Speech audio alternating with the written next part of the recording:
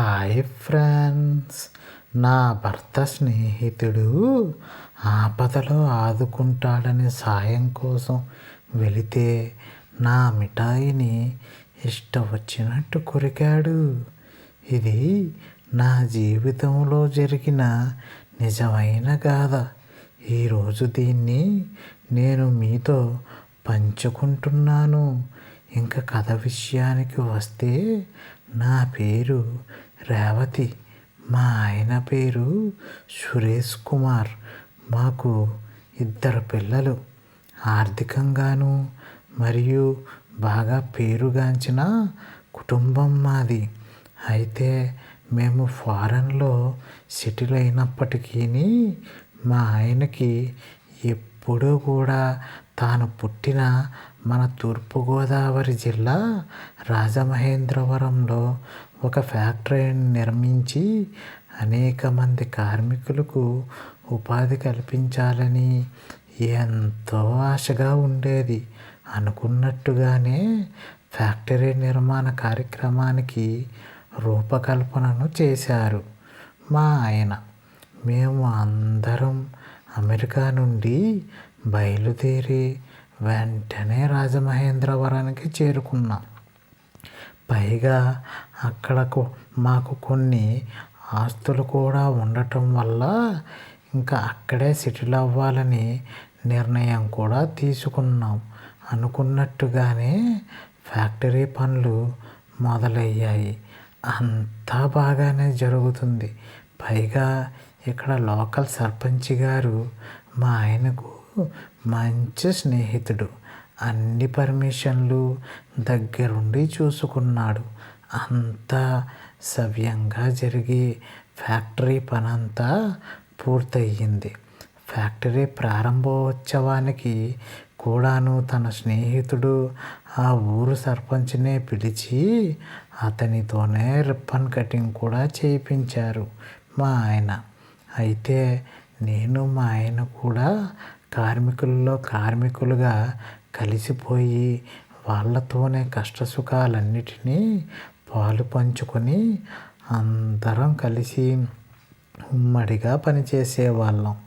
నేను కూడా కార్మికులు వేసుకునే సాదాసీదా బట్టలే వేసుకుని కార్మికుల దగ్గర ఉంటూ అన్ని పనులు చూసుకునేదాన్ని.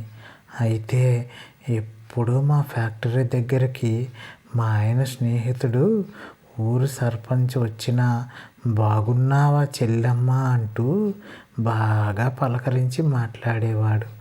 అయితే అంతా హ్యాపీగా జరుగుతున్న మా జీవితంలో ఒకరోజు సడన్గా ప్రభుత్వ అధికారులు వచ్చి ఈ ఫ్యాక్టరీకి పర్మిషన్ లేనేలేదు అంటూ మా ఆయనను అరెస్టు చేశారు. దానితో నేను నాకు తెలిసిన అందరి అధికారుల కాళ్ళ పడుతూ బ్రతిమలాడుతూ మా ఆయనను ఎలాగైనా విడిపించాలని అందరినీ వేడుకున్నాను. కానీ ఎవరూ కూడా అంతగా ఆ విషయంలో జోక్యం చేసుకోలేదు. అయితే ఒకరోజు మాత్రం మా ఆయన స్నేహితుడు ఊరు సర్పంచ్ దగ్గర నుంచి నాకు ఫోన్ వచ్చింది. మీ ఆయనను విడుదల చేయించడానికి ఒక మంచి మార్గం దొరికింది. నువ్వు అర్జెంటుగా ఇంటికి రావమ్మా అంటూ నన్ను వాళ్ళ ఇంటికి పిలిచాడు. దానికి నేను ఏంటన్నయ్యా ఆ మార్గం, సరే ఖచ్చితంగా వస్తాను అంటూ పరుగున వాళ్ళ ఇంటికి బయలుదేరాను. ఎలాగైనా మా ఆయనను విడుదల చేయించు అన్నయ్య అంటూ ఆ సర్పంచ్ కాలు మీద పడి బ్రతిమలాడసాగాను. వెంటనే ఆ సర్పంచ్ నన్ను పట్టుకుని పైకి లేపి, ఇక్కడ నుంచి నువ్వు నన్ను అన్నయ్య అని పిలవకు, ఎందుకంటే నాకు నువ్వంటే చాలా ఇష్టం. ఒక రకంగా చెప్పాలంటే నిన్ను మొదటిసారిగా చూసినప్పుడే నేను నిన్ను ప్రేమించాను. నిన్ను ఎలాగైనా పొందాలని కోరికతోనే కావాలనే మీ ఆయనను నేనే అరెస్టు చేయించాను. కాబట్టి నువ్వు నా కోరికను తీర్చు, లేదా నీ భర్త జీవితాంతం ఆ జైలు గోడల మధ్యనే మగ్గిపోతాడు అంటూ నన్ను బెదిరించసాగాడు. నేను ఛీ, నీ స్నేహితుడి భార్యతో ఇలా మాట్లాడడానికి నీకు సిగ్గుగా లేదా అంటూ ప్రశ్నించాను. నిన్ను నేను ఒక సొంత అన్నయ్యగా భావించాను అని చెప్పాను.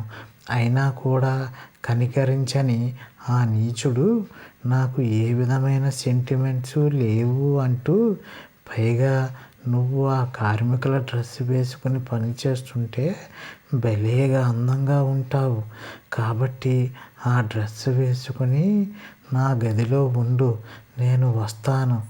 నువ్వు నాకు ఉపయోగపడ్డావంటే నేను కూడా నీకు ఉపయోగపడతాను. నిర్ణయం నీ చేతుల్లోనే ఉంది. త్వరగా ఏదో ఒకటి ఆలోచించుకొని చెప్పు అని నాతో అన్నాడు. అప్పటికే నిస్సహాయ స్థితిలో ఉన్న నేను ఇక చేసేది ఏమీ లేక ఆ నీచుడికి లొంగిపోయాను. నా శీలాన్ని అతనికి సంపూర్ణంగా సమర్పించుకున్నాను. దానితో ఆ రోజు సాయంత్రానికి మా ఆయన క్షేమంగా మా ఇంటికి వచ్చేశాడు. కానీ సర్పంచ్ మాత్రం నన్ను ఎప్పుడు పడితే అప్పుడు తన ఇంటికి రప్పించుకుని తన ముచ్చట తీర్చుకునేవాడు. ఇది ఇలా ఉండగా ఒక రోజున నేను మా ఇంటికి వెళ్ళాలి అని ఎంత చెబుతున్నా సర్పంచ్ మాత్రం నన్ను వదలడం లేదు. దానితో అనుమానం వచ్చిన నా భర్త ఎందుకు నా భార్య ఇలా చేస్తుంది అని అనుకున్నాడో ఏమో, నాకు పదే పదే ఫోన్ చేయటం మొదలుపెట్టాడు. అయితే నేను ఫోన్ లిఫ్ట్ చేయలేకపోయేటప్పటికీ తనకి అనుమానం వచ్చి డైరెక్ట్గా సర్పంచ్ ఇంటికి వచ్చాడు. అక్కడ జరుగుతున్న ఆ దృశ్యాన్ని చూచి కంగు తిన్నాడు. ఇన్నాళ్ళుగా ఎంతో మంచివాళ్ళు అనుకున్న తన భార్య స్నేహితుడు తనని ఎంత మోసం చేశారా అని, వాళ్ళు ఇంత దుర్మార్గానికి పాల్పడ్డారన్న బాధతో తాను అక్కడ నుంచి మౌనంగా బయలుదేరి ఎక్కడికో వెళ్ళిపోయాడు. అలా నేను నా భర్తకు దూరమయ్యాను. నా భర్త నన్ను వదిలేసి ఇప్పటికీ దగ్గరగా 10 సంవత్సరాలు అవుతుంది. నేను ఆ రోజు చివరిసారిగా చూసిన నా భర్తను మరలా ఇప్పటి వరకు ఎప్పుడు చూడలేదు, కలిసింది కూడా లేదు. ఇట్లు మీ రేవతి. ఓకే ఫ్రెండ్స్, ఈ రోజుకైతే ఇదేనండి మన స్టోరీ. మా వీడియో కనుక మీకు నచ్చినట్టయితే లైక్ చేయండి, షేర్ చేయండి, సబ్స్క్రైబ్ కూడా చేసుకోండి ఫ్రెండ్స్. ఉంటాను. Bye bye.